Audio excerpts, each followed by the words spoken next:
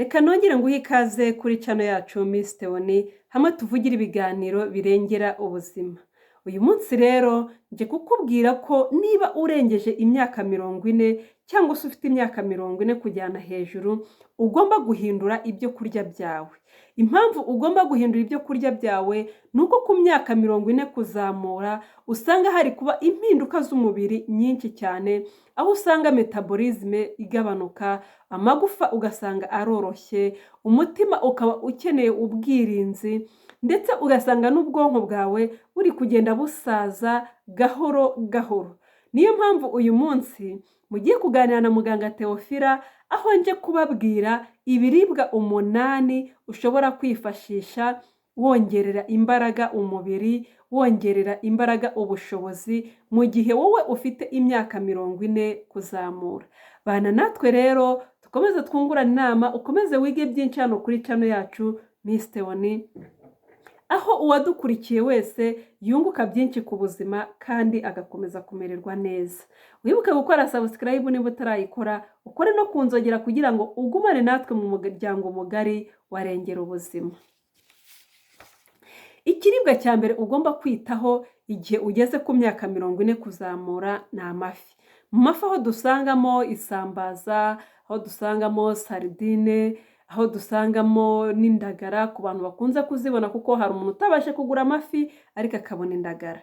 Aho ngaho rero impamvu tukubwira ko ukwiye kurya amafi nuko mu mafi habonekamo omega fat 3 acid. Iyi omega 3 ifasha umutima kandi kagabanya inflammation.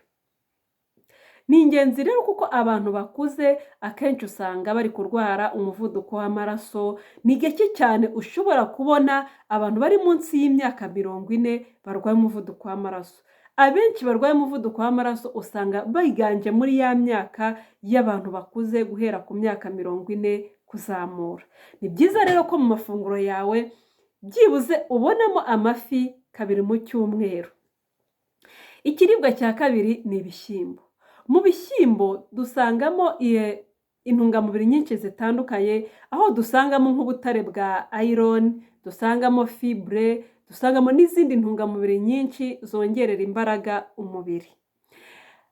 Fibre zo mu bishyimbo rero akenshi zifasha abantu kugabanya cholesterol mbi mu mubiri. Ba bantu mufite umubyibuho ukabije, murumva ko namwe kurya ibishyimbo mu mafunguro yanyu ni ingenzi cyane. Ikindi kandi zino fibre ziboneka mu bishyimbo zifasha abantu kubarinda indwara za diabete. Ikindi bibafasha, zituma igifu gikora neza. Ni byiza rero ko ubirya ku mafunguro yawe byibuze 3 mu cyumweru. Ikiribwa cya gatatu ni ibijumba.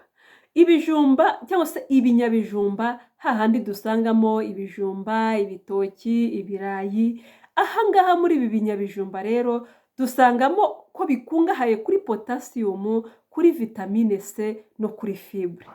Izi ntungamubiri rero, iyi potassium iboneka mu bijumba ifasha kugenzura umuvuduko w'amaraso, ikibazo gikunze kwibasira abantu bakuze, abantu bari guhera mu myaka 40 kuzamuka. Abenshi usanga aribo bibasiwe n'iki kibazo cy'umuvuduko w'amaraso.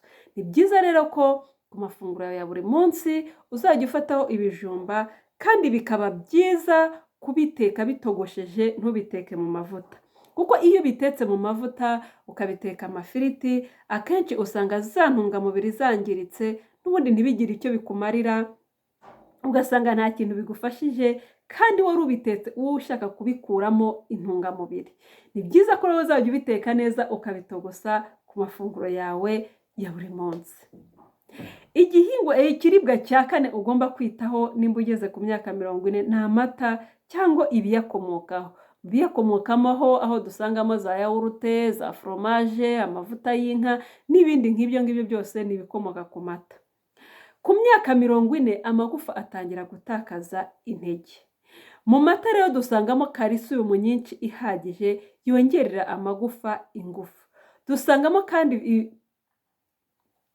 na vitamine D. Iriya vitamine D, calcium kugira ngo ikore neza nuko ibona na vitamine D, hanyuma bikagufasha kurinda amagufa yawe, bikayarinda kuvunika, bikayahereza ingufu zo gukomera.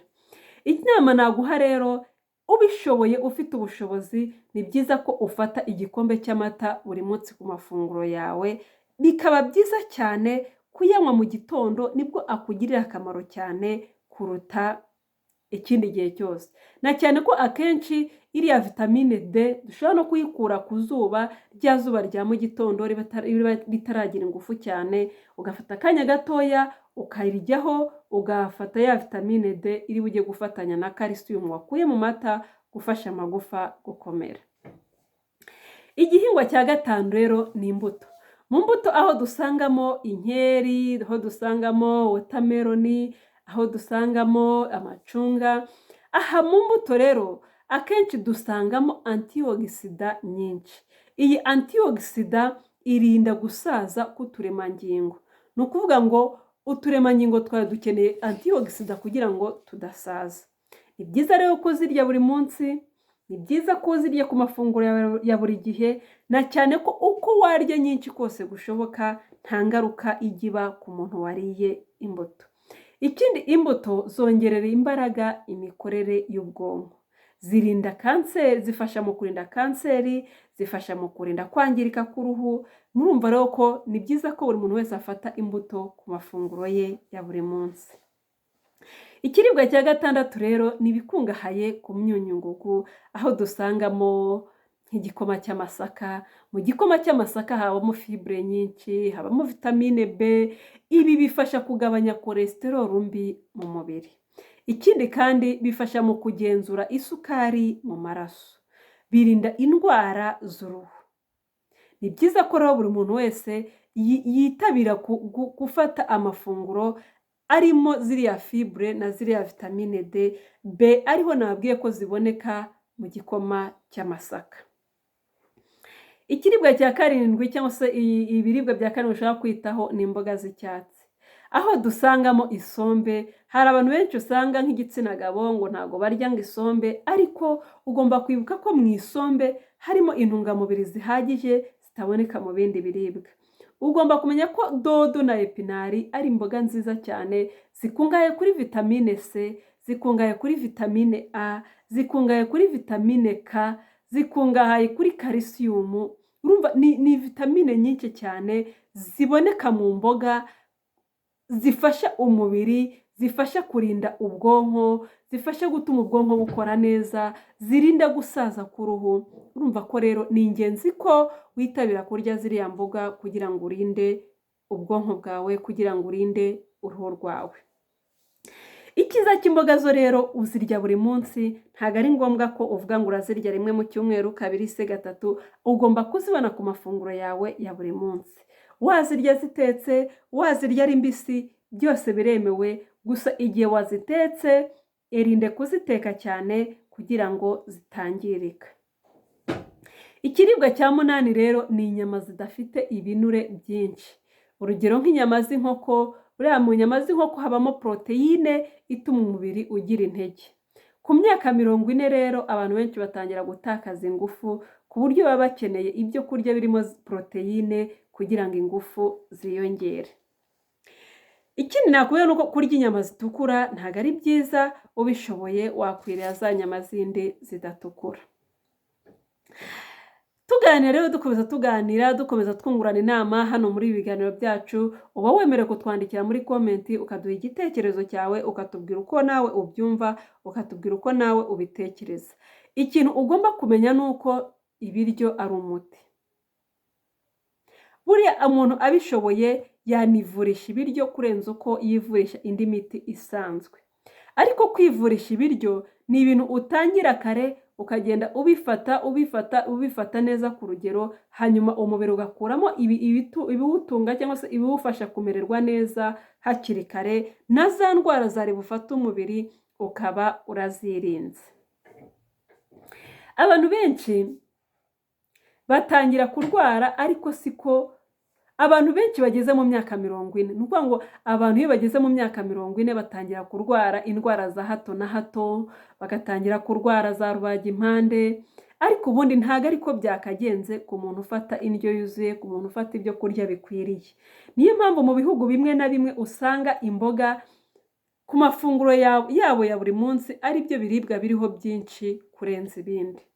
Ni byiza rero ko dutegura izabukuru, ni byiza ko dutegura kurama kwacu, ni byiza ko dutegura ubuzima bwiza n'ibindi byiza bitugeraho.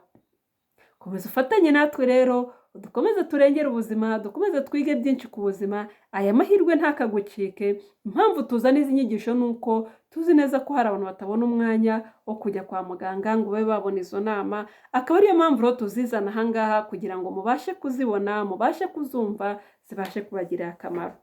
Wakoze kubana natwe rero, wowe wakoze subscribe warakoze cyane, nawe utarayikora rero gerageza uyikore, hanyuma dukomeze tubane mu muryango mugari warengera ubuzima.